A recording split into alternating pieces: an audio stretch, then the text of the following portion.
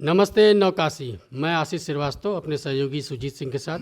मित्रों, जैसा कि 14 जनवरी को राहुल गांधी अब न्याय यात्रा निकाल रहे हैं, उसी सिलसिले में उनके सब्जेक्ट को लेते हुए, उनके विषय को लेते हुए कानूनविद जो विशेषज्ञ हैं, अधिवक्ता हैं, सेंट्रल बार के अध्यक्ष हैं प्रभु नारायण पांडे जी, इनसे हम बात करेंगे और तत्कालीन राजनीति को भी हम इनसे लेते हुए बात करेंगे। जैसे कि स्वामी प्रसाद मौर्य ने जो बोला, वक्तव्य दिया, उस पर भी हम बात करेंगे। तो सबसे पहले नवकाशी की तरफ से हार्दिक शुभकामनाएं, जो आपने समय हमको दिया, और आपको 31 तक आपका जो है कार्यकाल है, उसके बाद आप एक नई जिम्मेदारी संभालेंगे।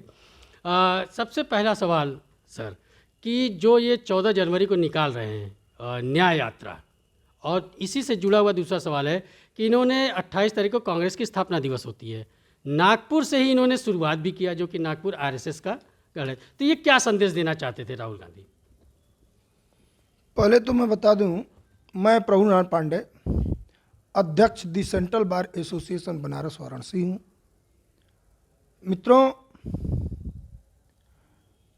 आप से बता दें कि राहुल गांधी जी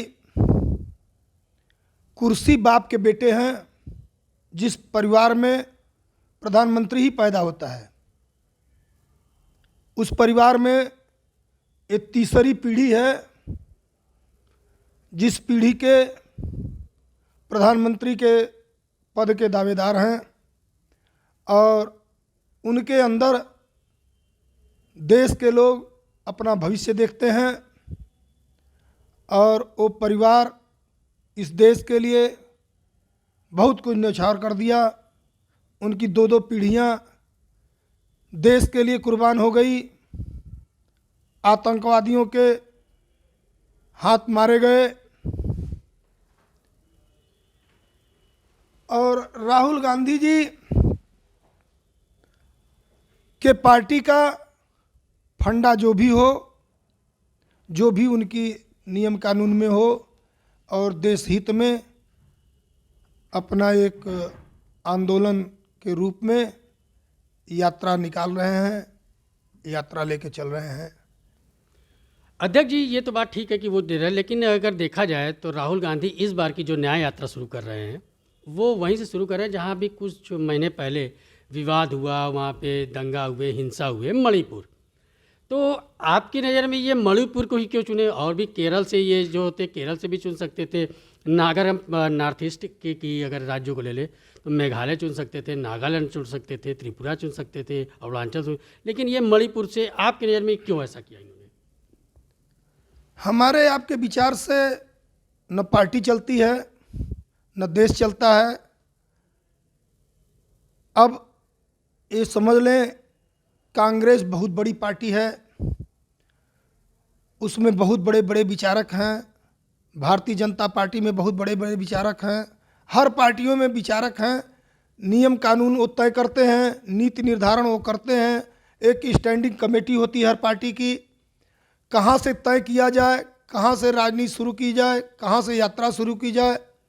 आप देखे रहे होंगे, आडवाणी जी की भी यात्रा चली तो कहाँ से चल दी, कहाँ जाके पर रुक गई, कहाँ क्या हुआ। तो एक नीति निर्धारण और आंदोलन तय करने के लिए पार्टी में एक अलग कमेटी होती है, जिस कमेटी के निर्देशानुसार पार्टी का जो भी नेता तय किया जाता है, उसको जिम्मेदारी दी जाती है, और कहाँ से यात्रा शुरू होगी, कहाँ यात्रा खत्म होगी, ये पार्टी के नीति निर्धारण तय करने वाली स्टैंडिंग कमेटी तय करती है।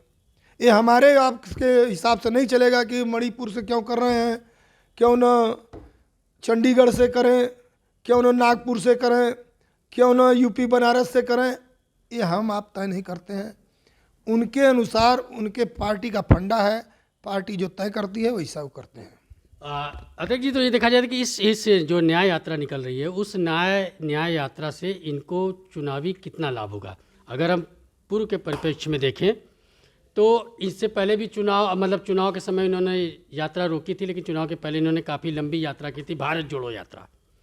उससे क्या रिजल्ट निकल के आया? तो क्या इससे चुनावी लाभ इनको होगा? क्योंकि ये चुनाव के लिए ही कर रहे हैं, कोई ऐसा नहीं कि दिल जोड़े, दुकान खोले, प्यार मोहब्बत की जो बातें करते हैं, ऐसा नहीं है। तो ये क्या ये केवल राजनीतिक उद्देश्य की पूर्ति के लिए है? और दूसरा इसी में सवाल है कि क्या ये कितना इनको चुनावी लाभ देगा? ये तो समय तय करेगा कि इस रैली का, इस यात्रा का उनको लाभ मिलेगा या नुकसान होगा। चूँकि इनके सामने भी भारत देश में बहुत बड़ी बड़ी पार्टियां हैं और उनके पार्टी के लोग भी नीति निर्धारित करते हैं कि इसका काट क्या है, इससे हमारे ऊपर क्या प्रभाव पड़ेगा, इससे क्या अच्छा प्रभाव पड़ेगा, क्या प्रतिकूल प्रभाव पड़ेगा। कहते हैं इससे पार्टी का क्या नुकसान होगा, क्या पार्टी का अच्छा होगा, भविष्य अच्छा होगा, पार्टी के लिए क्या हितकर है, क्या अहितकर है, ये तो पार्टी के लोग तय करते हैं और उसी के अनुसार जो पार्टी का तय नेता होता है वो चलता है। नहीं, इससे चुनावी लाभ क्या उनको मिलेगी? उनकी सीटें बढ़ेंगी? जिस हिसाब से अगर देखा जाए तो मोदी तूफान चल रहा है, मोदी जो है एक बहुत बड़ा एक हवा बवंडर चल रहा है, उसमें क्या इनकी यात्रा वो इनको चुनावी लाभ देगी? इस समय कांग्रेस के खिलाफ या मोदी के पक्ष में समझ लें, आज हर व्यक्ति, पार्टी का हर कार्यकर्ता ये सोच रहा है कि मैं विधायक हो सकता हूँ, मैं मंत्री हो सकता हूँ, मैं प्रधानमंत्री हो सकता हूँ, मैं मुख्यमंत्री हो सकता हूँ। लेकिन कांग्रेस में एक ही परिवार का व्यक्ति प्रधानमंत्री हो सकता है, उसके अनुसार तय होने पर कुछ भी कोई हो सकता है। लेकिन उसके ठीक सामने उससे बड़ी पार्टी हो चुकी है इस समय भारतीय जनता पार्टी। भारतीय जनता पार्टी के अनुसार, उसके नियमानुसार, उसके नीति निर्धारक ये तय कर दिए हैं कि इसमें वंशवाद नहीं चलेगा। यही देन है कि आज हर व्यक्ति सोच रहा है कि मैं भी प्रधानमंत्री हो सकता हूँ, मैं भी मुख्यमंत्री हो सकता हूँ, मैं भी विधायक हो सकता हूँ। इस दिशा में अगर देखा जाए तो कांग्रेस अभी बहुत पीछे है और पीछे रहेगी। जी, अगर यूपी को देखा जाए अध्यक्ष जी, यूपी को देखा जाए तो यूपी के एक नेता हैं जिनका विवादों से बड़ा लंबा चौड़ा संबंध है उनका, वो है स्वामी प्रसाद मौर्य जी। बीजेपी में थे और जब से वो निकले हुए हैं उससे बीएसपी से सपा में गए तो इनके शब्द बड़े ही हिंदू धर्म को लेके बड़े ही अटपटे से हो गए हैं और बड़ा ये लगता है फ्रस्ट्रेट हो गए हैं ये किसी भी तरीके से। तो ये जो बोले हुए हैं हिंदू धर्म एक धोखा है और इसको अगर सरल भाषा में बोले तो फ्रॉड है, इस पे आप क्या कहना चाहेंगे स्वामी प्रसाद मौर्य को लेते हुए? सपा को कितना ये लाभ देगा या नुकसान देगा? जहाँ तक आशीष जी हमारा विचार है और लोगों का जो विचार हो, समाज में बने रहने के लिए, जनता में विचार चर्चा में रहने के लिए आप ही कुछ बोलें तो लगेगा कि ये बोल दिए। अगर सब लोग जो बोल रहे हैं वही बोलेंगे तो स्वामी प्रसाद मौर्य कौन जानता है, कौन जानेगा। तो स्वामी प्रसाद मौर्य बहुत ही गलत कार्य कर रहे हैं। जिस धर्म में जन्म लिए उसी धर्म का विरोध कर रहे हैं। आज उनके बाल बच्चा, परिवार, उनकी बेटी खुद भाजपा में है, उससे पूछा जाए तो कहती है कि उनके विचार हैं, वो जो कहें कहें, उनके विचारों से हमारा कोई लेना देना नहीं है। और मित्रों, एक चीज़ ध्यान रखना चाहिए, इस देश के लोगों को मैं सभी से निवेदन चाहूँगा, किसी धर्म का विरोध नहीं होना चाहिए। किसी धर्म का विरोध नहीं होना चाहिए। इसलिए नहीं होना चाहिए कि हर धर्म को मानने वाले लोग हैं, हर धर्म के अनुयायी हैं। आप अपने धर्म को मानो, आप अपने धर्म को अच्छा बताओ, लेकिन किसी धर्म का विरोध मत करो। किसी धर्म का विरोध करने से ये अच्छी बात नहीं है। यह देश है, इस देश में हर जाति बिरादरी, हर धर्म के लोग हैं और हर धर्म के लोग जहाँ रहते हैं वहाँ किसी एक धर्म को गाली दीजिए, किसी एक धर्म के खिलाफ बोलिए, ये अच्छी बात नहीं है। अगर ऐसा स्वामी प्रसाद मौर्य करते हैं तो मेरा सुझाव है कि ऐसा नहीं करना चाहिए। जी, सेकंड क्वेश्चन ये है अध्यक्ष जी कि आज का इंडिया गठबंधन, जिसको अब इंडी गठबंधन भी बोलते हैं, इसमें और एनडीए में क्या बेसिक अंतर है? एनडीए मतलब जो कि भाजपा से अलायंस वाली है और इंडी गठबंधन में क्या बेसिक अंतर है? और ये समाज को, दोनों पार्टियों में से जनता को किसको चुननी चाहिए ये आपके अनुसार? ऐसा है कि जब प्रधानमंत्री अटल बिहारी वाजपेयी जी बने थे, ये एनडीए था, उस समय मात्र एक वोट से अटल जी की सरकार गिर गई, पूरे देश में चुनाव हो गया, इस देश को कितना हानि का सामना करना पड़ा, कितना नुकसान हुआ। एक बार देश में चुनाव कराने में बहुत खर्च आता है, उस खर्च को हम आप व्यक्तिगत रूप से नहीं झेल पाएंगे, यह देश को झेलना पड़ा। हमारा जहाँ तक विचार है कि इंडिया गठबंधन जो बनाए हैं, ये एनडीए गठबंधन बनाए हैं, इसमें भी 15-20 लोग पार्टी के लोग हैं, 15-20 पार्टी के लोग वहाँ भी हैं, लेकिन एनडीए में लोग एक नेता मान के चल रहे हैं, इसलिए पार्टी चल रही है और इसकी सरकार बन सकती है, इस सरकार के पक्ष में है और ये एनडीए के पक्ष में है। इसमें भी अगर विवाद पैदा हो जाए कि हम प्रधानमंत्री बनेंगे, हम इसके नेता रहेंगे, हम ऐसा करेंगे, तो नहीं चल पाएगा। वहाँ जहाँ तक इंडिया की बात है, अभी एक एक प्रदेशों में विवाद चल रहा है और ये पूरे देश का मामला है। 24-25 प्रदेश हैं, केंद्र शासित राज्य हैं, हर जगह अपने अपने नेता हैं, हर जगह की पार्टियों को मिला के इंडिया बनाया गया है, जहाँ सारे लोग अपने अपने को नेता मानते हैं। अभी तय ही नहीं हो पाया कि इसका नेता कौन है, और जहाँ ये तय नहीं होगा, जिस परिवार में यह तय नहीं होगा, परिवार हो, देश हो, जिला हो, कोई संस्था हो, जहाँ एक व्यक्ति तय नहीं हो पा रहा है, वो देश के विषय में सोचना असंभव है। ये बहुत ही गलत है जी। लास्ट दो सवाल अध्यक्ष जी। पहला कि राम मंदिर 22 जनवरी को प्राण प्रतिष्ठा हो रही है, भगवान श्री राम का मंदिर बना है अयोध्या में, मोदी जी आ रहे, रोड शो कर रहे हैं, इसको आप कैसे देखते हैं? इस मंदिर को और उनका रोड शो को, दोनों अलग अलग चीज़ें हैं, एक मंदिर बनना अलग चीज़ें हैं, रोड शो करना अलग चीज़ है, क्योंकि एक राजनीतिक से है और एक धार्मिक है। दूसरा अयोध्या को लेके, अरे अयोध्या तो बात हो गई, दूसरा जो है मथुरा को लेके आपकी क्या विचारधारा है? क्या वहाँ भी इस तरीके की चीज़ें होंगी, और अगर होंगी तो कितना समय और लग जाएगा न्यायालय को, क्योंकि आप कानूनविद हैं? हमारा तो जहाँ तक राय है, इस समय धर्म के नाम पे जो राजनीति हो रही है, अभी 91-92 की अभी हम चुनाव देखे थे, जब अटल जी झंडा फहराएंगे, हम लोग वहीं आएंगे, और गांव-गांव से ईंटा पत्थर जा रहा था वहाँ मंदिर बनाने के लिए। उस समय पूछा जाता था कि ये भाजपा के लोग केवल कहते हैं कि मंदिर कब बनेगा और ये मंदिर का समय क्यों नहीं दे रहे हैं, लेकिन ये कोर्ट का मामला था, कोर्ट से निर्णय हुआ। संवैधानिक देश है, संविधान पे हम लोग चलने वाले लोग हैं, और जब तय हो गया तो मंदिर बन रहा है। वैसे ही हमारे देश के ही रहने वाले मुसलमान भी हैं, और पहले ये जातिवाद धर्मवाद की राजनीति नहीं थी। वहाँ अम्बेडकर जी को बना दिए स्टैंडिंग कमेटी संविधान समिति के अध्यक्ष, उनसे बहुत बड़े बड़े विद्वान थे। उस समय ऐसे चलता था देश, लेकिन आज देश बहुत आगे निकल चुका है, और बिना धर्म बिना जाति के विवाद पैदा किए हुए पार्टियाँ नहीं चल पाएगी, जहाँ तक मेरा सुझाव है और मेरा विचार है। तो आज धर्म के नाम पे चूंकि भारतीय जनता पार्टी के लोग इस देश के विद्वान अधिवक्ता जगह जगह से खोज निकाले कि यहाँ मंदिर था, आज मंदिर वहाँ बन रहा है, उस पर निर्णय भी हुआ, उसका सबूत भी दिया गया। ऐसा ही अयोध्या था, वहाँ भी तय हो गया कि नहीं मंदिर बनेगा, यही मंदिर था।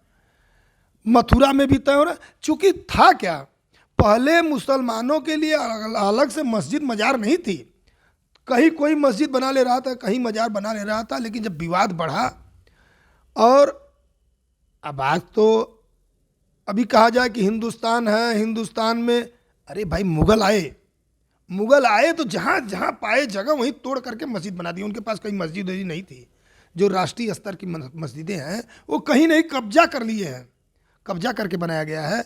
और हिंदुस्तान में अरे दाढ़ी रखते थे लोगों को चाय देना पड़ता, जजिया कर दिया जाता था, मांगा जाता था, लोगों को देना पड़ता था। लेकिन आज चूंकि हिंदुस्तान है, हिंदुस्तान में सबको बराबर का अधिकार है, कोई कुछ कह रहा है, कोई कुछ कह रहा है, नहीं तो ये मुकदमा चलने की चीज़ है। जहाँ तय है कि यहाँ श्री कृष्ण भगवान का जन्म हुआ था, यहाँ राम जन्म हुआ था, यहाँ भगवान भोलेनाथ थे, अरे भाई खुशी से अपने से छोड़ देना चाहिए, छोड़ देना चाहिए। आज नहीं कल जब सबूत मिलेगा तो सबूत तो वही नहीं मिलेगा जो था।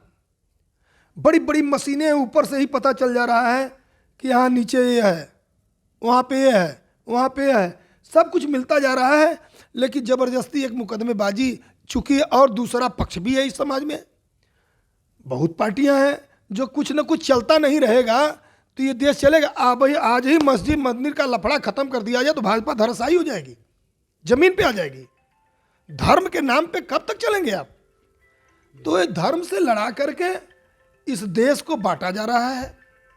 लेकिन कुछ लोग बड़ा प्रसन्न है कि कम से कम 500 वर्ष पुरानी विवाद, 5000 वर्ष पुराना विवाद खत्म हो गया आज धर्म के नाम पे।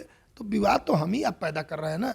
अगर हमारे धर्म गुरु मिल करके, जैसे मुसलमानों के धर्म गुरु, हिंदुओं के धर्म गुरु, ईसाइयों के धर्म गुरु, सारे लोग बैठ करके एक तय कर लें कि भाई जब यहाँ है रहा है तो इसको बगल में कर दिया जाए, या इसके लिए कहीं जगह दे दीजिए। हम भी तो हिंदुस्तान के रहने वाले हैं, हम पाकिस्तान के थोड़ी हैं, हम अमेरिका के थोड़ी हैं। अगर हम यहीं के हैं तो हमको भी धर्म स्थल चाहिए पूजा करने की जगह, तो तय हो जाता है। लेकिन यह तय नहीं होने देंगे। अभी एक बता रहे हैं को ये समाजवादी पार्टी का सांसद है कहीं, वो कह रहे हैं कि 22 तारीख काला दिवस मनाया जाएगा, 22 तारीख हमारे लिए काला दिवस होगा। अरे ये क्या बात है? आपके धर्मगुरु आए, आपके आतताई आए, जबरदस्ती कब्जा कर लिए, मंदिर तोड़ करके मस्जिद बना दिए, और आज ये तय हो गया कि नहीं ये मस्जिद नहीं था, ये मंदिर है, वो काला दिवस माना जाएगा। उस समय हिंदुस्तान था, हिंदुओं के साथ कितना अन्याय हुआ, किसी धर्म के खिलाफ। अब किसी जहाँ मस्जिद ऐसे है, क्यों नहीं सब लोग कब्जा कर लेते हैं और कहें ना मुकदमा चल रहा है, लेकिन वहाँ कुछ है ना, कुछ है इसलिए मुकदमा चल रहा है। तो आज के ज़माने में सारे लोगों को मिलजुल के अगर करें तो ये न पार्टी भाजपा रह जाएगी, न कांग्रेस रह जाएगा, न सपा रह जाएगा। जो अच्छा काम करेगा वही देश का नेता होगा, वही प्रदेश का नेता होगा, वही जिले का नेता होगा। ये तय करता है। और ये पार्टी के नाम मंदिर बनाएंगे, मस्जिद वहीं बनाएंगे, हम मस्जिद काला दिवस मनाएंगे। अरे क्या मनाओगे भैया? ये भारत है, भारत का संविधान है। तो कब तक आप दबा करके किसी को रखेंगे? तो दबने वाले अब लोग नहीं हैं। और आज भी विरोध चल रहा है, आज भी। अब समझ लें, हिंदू धर्म का मुकदमा मंदिर का हुआ है, कोई कौन कमेटी आ गई, इतनी फाइल तैयार हो गई, इतनी मोटी मोटी फाइलें हैं कि 18वां 21वां 22वां पक्षकार बनते जा रहे हैं अभी, और तय हो रहा है। पूरा तख्त विभाग के लोग लगे हैं, सर्वे विभाग के लगे हैं, और तय हो जाएगा कहाँ क्या है। और आज ये मस्जिद मंदिर का, एक बार आप देखे रहे होंगे, अखिलेश यादव मुख्यमंत्री हुए और एक पांडे जी प्रमुख सचिव थे, पंडित जी थे। उनसे अखिलेश यादव पूछे कि ये विवाद कैसे खत्म हो जाएगा। ये राम मंदिर का विवाद खत्म हो जाते थे, भाजपा खत्म हो जाती, समझ रहे? तो बुलवाए, वो विद्वान लोग हैं ना, विद्वान चलाते हैं पार्टी की, ये नेता चलाते हैं। नेताओं के बस का कुछ नहीं है, ये नेता पार्टी उटी नहीं चलाते हैं। चलाते हैं इस देश के विद्वान, ये पढ़े लिखे IAS IPS रिटायर्ड लोग रखे जाते हैं, जो बहुत ज्ञानी होते हैं, उनको रखा जाता है कि ये आयोग में रख लो, इनसे राय लेते रहो, स्टैंडिंग कमेटी रहे। ये डोभाल और कौन नृपेंद्र मिश्रा, ये सब खोज खोज के ले आए गए हैं। ये सब नौकरी वाले थोड़े हैं, ये देशभक्ति में मरे जा रहे हैं। तो ऐसे लोगों ने राय दिया कि आज इस मस्जिद मंदिर के दोनों कमेटियों को बुला करके ये तय कर दिया जाए कि मंदिर है तो मंदिर को दे दिया जाए। मस्जिद के लिए कहाँ जगह दिया? प्रदेश सरकार थी, वो चाहते तो बगल में एक बनवा देते खूबसूरत मस्जिद, लेकिन कोई तैयार नहीं। अरे वो तत्काल उस पाड़े जो था वो अधिकारी, उसको सस्पेंड कर दिया गया। मुलायम सिंह बुलाया, अरे साला क्या विवाद हुआ, खत्म कर दो, विवाद खत्म हो जाएगा। विवाद को दे तो हमारी पट्टियाँ कहाँ जाएगी? ना हमारी पट्टी, तुम चाह रहे भाजपा खत्म हो जाए तो हमारी पट्टियाँ कहाँ रह जाएगी? तो आज जितना आप धर्म पे लड़ाइए, जितना इससे लड़ाइए, लड़ा करके कैसे हूँ अपनी पोजीशन बनी रहे। आज बताइए कि हिंदुस्तान में, भारत देश है, हिंदुस्तान है, इसमें निमंत्रण दिया जा रहा है, निमंत्रण भी विवाद हो रहा है। भगवान राम है, जाओ दर्शन करो। बहुत लोग जाते हैं अजमेर शरीफ, यहाँ वहाँ, तो कोई मना करता है क्यों जा रहे हो? हिंदू नहीं जाते हैं? हिंदुस्तान के बहुत हिंदू जाते हैं, जिसकी जहाँ आस्था जाए। तो किसी धर्म का विरोध मत करो भैया, किसी धर्म के खिलाफ मत बोलो। किसी धर्म के खिलाफ बोलना भी एक अपराध की श्रेणी में आता है। ऐसे लोगों के खिलाफ कार्रवाई होनी चाहिए। स्वामी प्रसाद मौर्य हो, चाहे हम हो, या कोई, चाहे असदुद्दीन ओवैसी हो, कोई हो। यहाँ संविधान से देश चलेगा, कानून से देश चलेगा। देश कानून से चलता है ना, कि हमारे आपके यहाँ राजा है, यहाँ का हिटलर शाही है, तो जो चाहेंगे उसको कर देंगे। तो ये सब नहीं चलेगा। यह देश है, इस देश को शांतिपूर्ण ढंग से चलना है, इस देश को विकास के रास्ते पर ले जाना है। तो धर्म कर्म से दूर हट करके देश हित में काम करना होगा। आप लोगों को बहुत बहुत बधाई, हार्दिक शुभकामनाएं। आप लोगों का आशीर्वाद मिलता रहे और ऐसे ही देश के विषय में खुश सोचते रहिए। धन्यवाद। अभी आपने सुना प्रभु नारायण पांडे जी को, जो कि सेंट्रल बार के अध्यक्ष थे। और आगे भी हम अगर कोई राष्ट्रीय मुद्दा आती है और कुछ राष्ट्रीय मुद्दा अगर आती है तो हम लोग फिर इनसे बात करेंगे और इनसे इनकी विचार जानेंगे और किस तरीके से कानून से देश चलता है ये इनसे जानेंगे। तब तक के लिए धन्यवाद।